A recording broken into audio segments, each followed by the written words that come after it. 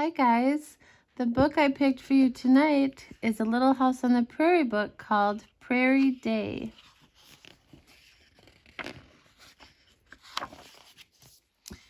Once upon a time, a little girl named Laura, her pa and her ma, her big sister Mary, her baby sister Carrie, and their good old bulldog Jack headed west in their covered wagon for the prairie. Why did he have to I don't know, they made him walk. He wasn't allowed in the wagon. They drove through the snowy woods until they came to the town of Pepin. Pa went inside the store to trade his furs for things they would need for their journey. Ma and Laura and Mary ate bread and molasses in the wagon, and the horses ate corn from nose bags. Oh, yeah. These pages are hard to turn. There we go. Soon they reached a big lake that stretched flat and smooth and white all the way to the edge of the gray sky. The horses' hooves clop-clopped, and the wagon wheels crunched as Pa drove the wagon onto the ice. Laura didn't like it, but she knew nothing could hurt her while Pa and Jack were there. See, they're crossing the frozen ice. That would be scary. Yeah. At last, the wagon came to a slope of earth, and there stood a little log house among the trees. It was a tiny house for travelers to camp in. That night, Laura and Mary and Ma and baby Carrie slept in front of the fire, while Pa slept outside to guard the wagon and the horses. See? Yeah. Every day after that, they traveled as far as the horses could go, and every night they made camp in a new place. They crossed too many creeks to count and drove across long wooden bridges. They saw strange woods and even stranger country with no trees. After many days and nights, they came to the Kansas prairie, a flat land with rippling grass and a great big sky. The wind blew Laura's straight brown hair and Mary's golden curls every which way. Yep. Look at that. There's no trees. That's what a prairie is. Yeah. We have so many trees Yeah. where we live, but they have no trees. Can you imagine? Yeah. Soon Laura and Mary were tired of traveling with nothing new to look at. Poor Jack was tired too. At last, Pa stopped the wagon and said, "We'll camp here a day or two." He unharnessed the horses, and they rolled back and forth and over until the feeling of the harnesses was all gone from their backs. Oh, look at them rolling in the grass, Yeah. getting all their itchies out. Yeah. Pa cleared a space in the prairie grass for a fire, and Laura and Mary helped Ma get supper. Pa brought water from a creek, and Ma mixed the water with cornmeal and salt and patted it into little cakes. She fried slices of fat salt pork in the iron spider. The cakes baked, the meat fried, and Laura grew hungrier and hungrier. See this pot or pan with the legs? They called that an iron spider. I love looking at the pictures. At last, supper was ready. Pa and Ma sat on the wagon seat, and Laura and Mary sat on the wagon tongue.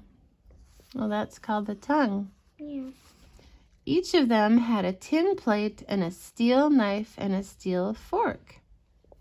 Ma had a tin cup, and Pa had a tin cup, and baby Carrie had a little one of her own, but Mary and Laura had to share their tin cup.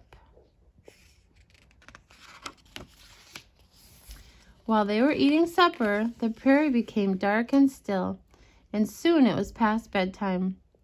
Mary and Laura put their long nightgowns on, said their prayers, and crawled into their little bed in the wagon.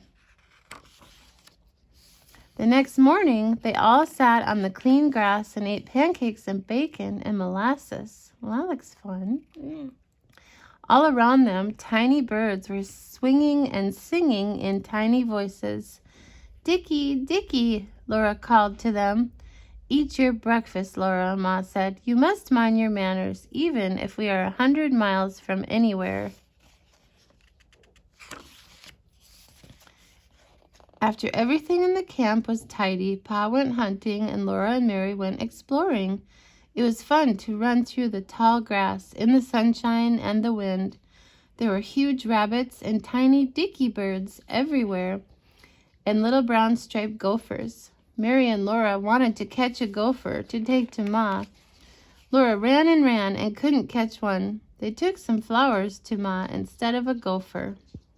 I'm sure she would like that much better. Yeah. Before long, the sun was low, and Pa was coming across the prairie. Laura jumped up and ran to him and hippity-hopped through the tall grass beside him. Look, how did they kill that? Yeah, he went hunting and got a bird. Yeah, to eat. That night after supper, Pa's fiddle sang in the starlight. The large, bright stars hung down from the sky, and Laura thought the stars might be singing too. Soon it was time for little girls to be in bed, so Ma tied on their nightcaps and tucked them into bed. Tomorrow they must be on their way again to find their new little house on the prairie. Can you imagine how beautiful the stars would be there? Yeah. Without any city lights, just only the night sky to look at. Yeah. There's Jack running behind the wagon. Yep. And look, there's a bucket, and that's Laura peeking. Laura saying, "Come, keep going, Jack." Life was sure different back then, wasn't it? Yeah. And our Bible story tonight is from Genesis 37. Joseph the Dreamer. Jacob lived in the land of Canaan. He had 12 sons. The oldest was Reuben, and the youngest was Benjamin. Of all of his sons, Jacob loved the one named Joseph best of all. When Joseph was 17, Jacob made a fancy coat for him, a coat of many colors. His brothers were very jealous. They could not speak a kind word to Joseph. Oh. One night, Joseph had a strange dream. He and his brothers were out in a field tying wheat into bundles. His bundle of wheat stood up.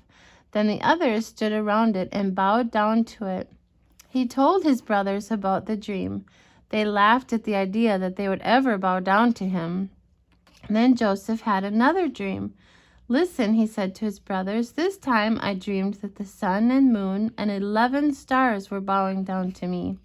Could the dream mean that one day Joseph would rule over his father and mother and all of his brothers? The dreams made the brothers even more bitter towards Joseph. We'll find out more next time what happens. Yeah. That was about Joseph. I hope you liked the story tonight. Good night.